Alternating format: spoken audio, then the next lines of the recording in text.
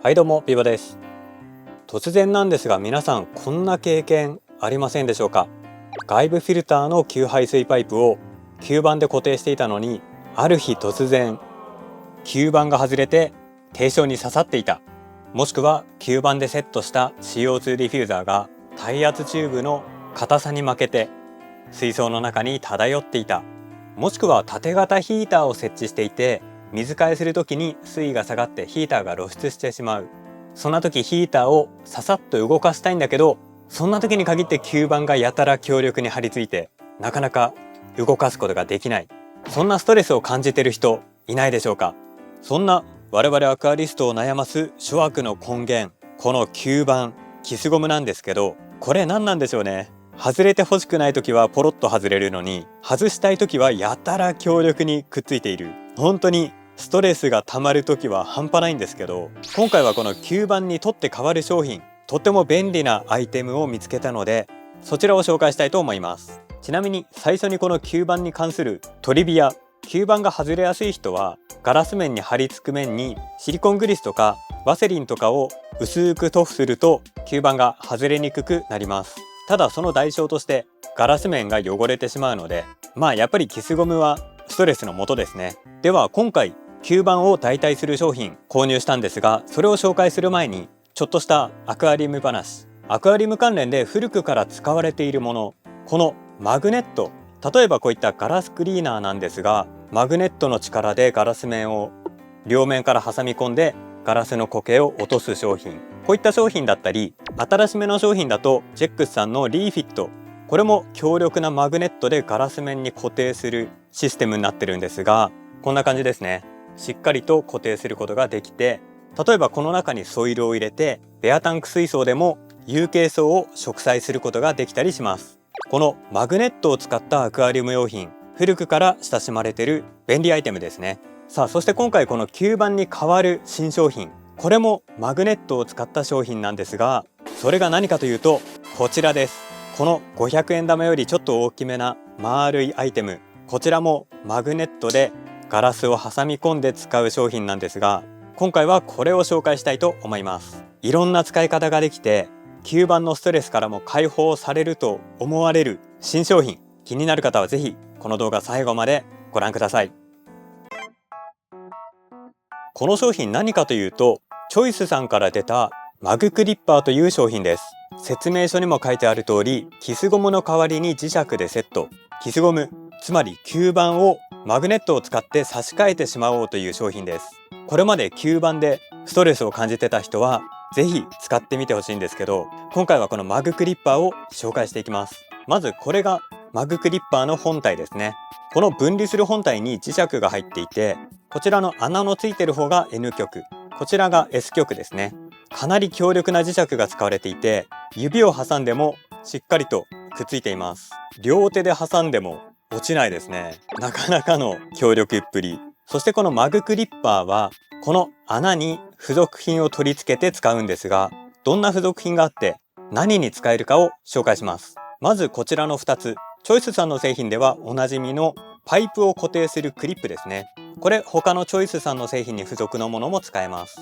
こちらのちっちゃい方が1216のホースを使う外部フィルターの給排水パイプに使えます。こちらの大きい方は1622のホースを使う外部フィルターの給排水パイプに使えます。そして微妙にサイズの違うクリップがついていて、これはスポンジフィルターとかのパイプを固定するクリップ。スポンジフィルターも吸盤で固定する商品多いと思うんですが、多分スポンジフィルターも使用中に外れてしまってストレス抱えてる人いるんじゃないでしょうか。このクリップは直径 15mm 対応なので、スポンジフィルターのパイプとかを固定することができます。そしてこちらの変な形のはチューブクリップ。これはエアチューブとか耐圧チューブのような直径 6mm の細いチューブ類を固定することができます。見ての通り3本まで同時に固定することができます。そしてこちらはバンドクリップ。付属の結束バンドを通して使うんですけど、これを使うことでヒーターを固定することができます。もちろん結束バンドなのでヒーターだけじゃなくて、例えば水中ポンプなんかも固定することができます。水中ポンプも吸盤が外れてあらぬところに水流が発生してしまう、そんなトラブル起きがちなので、これ結構便利かもしれない。そして塩ビシールが2枚ついています。この塩ビシールを貼ることでガラス面との摩擦が生まれて滑りにくくなります。もちろん使う使わないはユーザーさんの自由。塩ビシールを貼らなければガラス面をスルスルと滑らして移動することが可能です。逆に重量の重い給排水パイプとかは塩ビシール使った方がいいかもしれません。マグクリッパーのセット内容はこんな感じ。マグクリッパー本体と直径 13mm パイプ用のクリップ M、 スポンジフィルターとかの直径 15mm パイプ用のクリップ15、直径 17mm のパイプ用のクリップ L、 直径 6mm のエアチューブ用のチューブクリップ、結束バンド用のバンドクリップ、そして結束バンド1本と塩ビシールが2枚、あとは使い方とか注意事項の書いてある説明書2枚が入っています。ちなみにめっちゃ案件動画っぽい説明してますけど、自腹で購入しています。じゃあ実際にこの20センチキューブ水槽で外部フィルター用の給排水パイプとかヒーターとかマグクリッパーを使って設置してみたいと思います。まずクリップ M をマグクリッパーにセットして、じゃあこっちの排水パイプの吸盤を外してマグクリッパーを取り付けます。ちなみにチョイスさんのこの透明なクリップ、勢いよくバツンとはめると結構割れやすいです。これはチョイスさんの唯一残念なところ。そしてマグクリッパーを分割して水槽にセット。 S 極の方はガラス面を挟むようにマグクリッパーを取り付ける。これいいね。まずこの自由に動かせるのがいい。吸盤だといちいち外さないといけないですもんね。高さが変えられるのはこれは吸盤でも同じかな。何気にマグネットで移動できるのはすごい便利ですね。もちろん実際に使用する際はこの中水が通ってるし、パイプには重たいホースがつながるので結構重量が出ちゃいます。こんな滑りやすかったらだんだん下がってくるんじゃないかと思われるかもしれないんですが、そのための塩ビシールですね。これを剥がしてマグクリッパーに貼り付ける。もう1枚も剥がして貼り付ける。これで滑りにくくなるらしいんですが、どうかな。ちょっと待って。思った以上に動かない。思った以上にグリップ力がアップする。これは予想以上かなりのグリップ力です。なんか本当に吸盤と同じような感じ。動かしたい時はちょっとマグクリッパーを剥がしてよいしょ。動かすことも容易なんですけど、グリップ力もすごい高いですね。もちろんマグクリッパーを水槽の中に入れて使うこともできます。 N 極が水槽の中に入る形ですね。これでもしっかり固定できますね。ただ個人的にはこういったごちゃごちゃした出っ張りとか水槽の中に入れたくないので、 N 極は水槽の外に出した方がすっきりするかなと思います。続いてヒーターをマグクリッパーで固定してみます。ヒーターも通常は吸盤で固定するんですけど、これが外れやすかったりコードが硬いので引っ張られたりします。ヒーターの固定にはバンドクリップを使います。バンドクリップに結束バンドを通してヒーターを固定する。今回このヒーターはカバーがついているのでどこに留めてもいいとは思うんですけど、例えばヒーターが露出しているカバーのついてないタイプ、そういったヒーターは発熱部分とこの結束バンド接触しないようなところに設置する必要があります。こんな感じですかね。じゃあこれを水槽の側面に設置します。いいねいいね。しっかりとキープされている。ただ今回マグクリッパー1つなので当然回転しちゃいますね。ヒーターのコードが硬いのでこれはちょっと安定性に欠けるかなっていう感じがします。結束バンドで固定しているので付け方によってはちょっとゆるゆるになっちゃいますね。というわけでマグクリッパー2つ目実は今回マグクリッパー何個か買ってあります。2つ使うと結構しっかりと固定はできますね。ただやっぱり結束バンドなのでヒーターは若干ぐらつきます。ぐらついたからなんだっていう話なんですけど、塩ビシール貼らなければヒーターの位置も自由に動かせるので、例えば水替えの時にヒーター露出しちゃうっていう人はその時だけヒーターを沈めておくとか、ヒーターの移動も楽々ですね。水替えの時はヒーター止めろっていう話なんですけど、いろいろアイデア次第で面白い使い方できそうです。個人的に便利に使えそうだなと思ったのが水中ポンプ。例えば JPD さんのノンノイズとかはこの真ん中のくびれのところちょうど結束バンドで止めやすい。ぴったり。こんな感じでマグクリッパーを取り付ければこの水中ポンプも自由に好きなところに設置することができます。ただこれもマグクリッパー1個だとどうしても回転軸になって回っちゃいますね。マグクリッパー水中ポンプに使い勝手いいかなと思ったんですけど、マグクリッパー1個だとちょっと不便かもしれません。実際に使ってるところを見たいっていう人多いと思うので、実は1週間前から使用しています。このパイプは実際に稼働中のパイプです。中には水が通ってるし、ホースもちゃんと接続されています。この水が通って重たいホースでも1週間経っても全然下がってくる気配はありません。しかもこれ動くことからわかる通り塩ビシール貼ってないんですよね。多分塩ビシールを貼ればもっとがっちりと固定してくれるはずです。もちろんこのパイプの重量だったり繋いでるホースの長さによっては下がってくることもあると思います。そういった時は付属の塩ビシールを貼るとしっかりと保持してくれると思います。個人的にはこの動く状態で、例えばパイプを持ち上げて水面を揺らしてエアレーション効果を得たり、仮に CO2 点火時にはパイプを沈めて水面を揺らさないように運用したり、もちろん吸盤でもパイプを動かすことは可能なんですけど、マグクリッパーを使うことで自由にパイプの位置変えられるので、これとっても使いやすいと思います。もちろんマグクリッパー1個だとちゃんと固定できるか不安だっていう人は、マグクリッパーを追加することでよりしっかりとセットすることが可能です。特にこの垂直水平まっすぐセットしたいっていう人はマグクリッパー2つ使うことをお勧めします。ただこの外部フィルターの給排水パイプみたく水が通って重くなるものだったり、ホースの長さで重量が変わるものとか、こういったものへの使用の判断は自己責任でということで説明書に記載があります。ただ実際に使ってみると、一般的な水槽のセッティングであればマグクリッパー一つでも十分にパイプは保持できると思います。さあ、そして今回マグクリッパー、これのために買ったと言っても過言ではありません。硬い耐圧チューブで引っ張られてすぐ外れちゃう CO2 ディフューザー、もう吸盤は信用ならないということで、こちらのマグクリッパーで固定したいと思います。これですよ、この小さい吸盤、こいつがもう全然役に立たない。そこでこちらのマグクリッパーのチューブクリップ、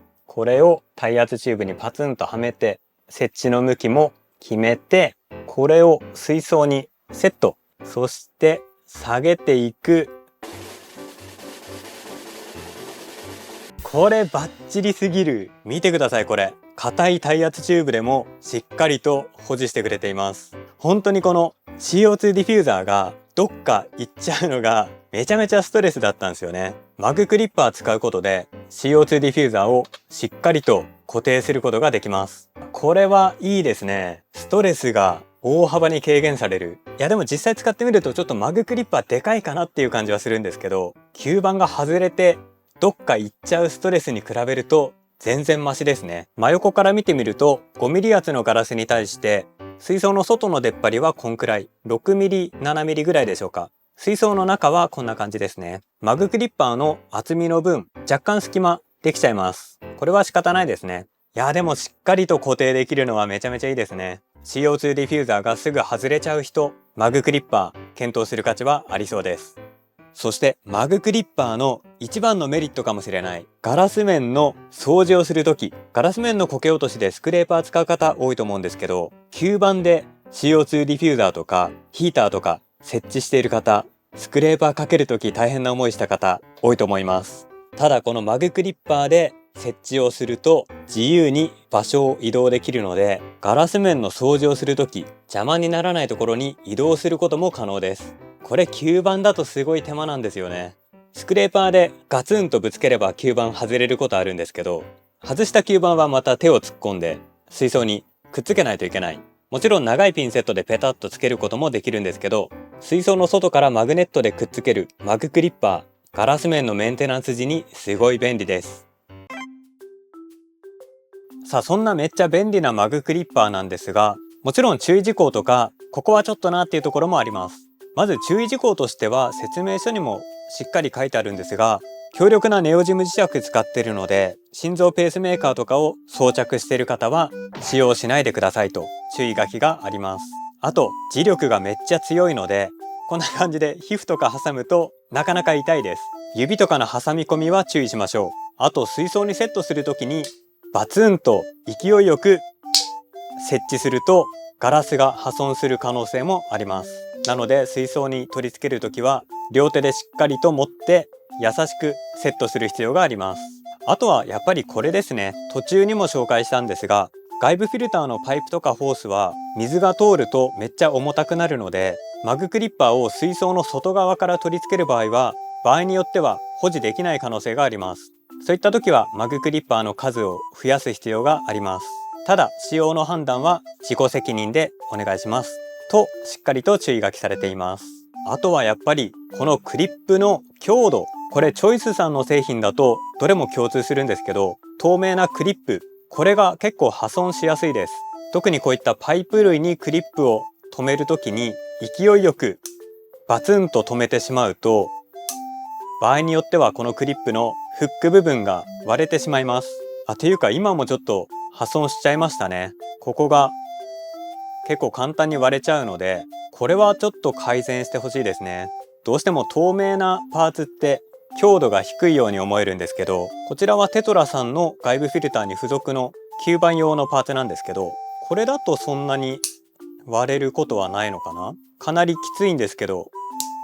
そんなに割れるような気配はありません。このクリップがマグクリッパーに使えたらよかったんですけど、残念ながらサイズが若干合わなくて取り付けることはできません。このパーツは透明じゃなくてもいいので、もっと強度を上げてほしいですね。それとマグクリッパー、値段がちょっと高いです。いろいろ付属品ついて1セットで900円。例えば外部フィルターのパイプ、マグクリッパーで設置するときは1つずつ設置しても1800円。各パイプ2箇所ずつマグクリッパーつけると4つ必要になります。その場合は3600円。だいぶ高いですね。すごい便利な商品なんですけど、ちょっと高いかなと感じます。マグクリッパーのこのベース部分、マグベースっていうらしいんですけど、これ単品でも売ってたような記憶あったんですけど、今チャームさん見たら商品が見当たりませんでした。マグベース単品で売ってたらもうちょっと安く買えたと思います。ただ同じくチョイスさんのパイプを固定するアイテムでユニバーサルクリップ、これもすごい便利な商品なんですけど、これが500円しないで買えるんですよね。吸盤使いたくないっていう方で、マグクリッパーちょっと高いなって思ってる方はちょっと別の取り付け方式になっちゃいますが、ユニバーサルクリップもおすすめです。というわけで今回はチョイスさんから出た新商品マグクリッパーを紹介しました。一番の目的だった CO2 ディフューザーの固定、それとこれは自己責任の使用なんですが、外部フィルターの給排水パイプの固定、従来だったら吸盤が外れたりしてめちゃめちゃストレスを感じていた部分、マグネットを使うことでとってもスマートに置き換えることが可能です。吸盤でも十分だよっていう人はわざわざ置き換える必要はないと思うんですけど、もし吸盤が外れたりすることにストレスを感じている方はマグクリッパー検討してみる価値はあると思います。今回紹介したマグクリッパーについては下の動画説明欄に商品リンクを載せておきます。もしよければそちらもチェックしてみてください。というわけで今回の動画は以上です。当チャンネルではアクアリウムのレビュー動画とか投稿してますので、もしよければチャンネル登録、グッドボタンいただけると嬉しいです。それではまた次の動画でお会いしましょう。ご視聴ありがとうございました。バイバイ。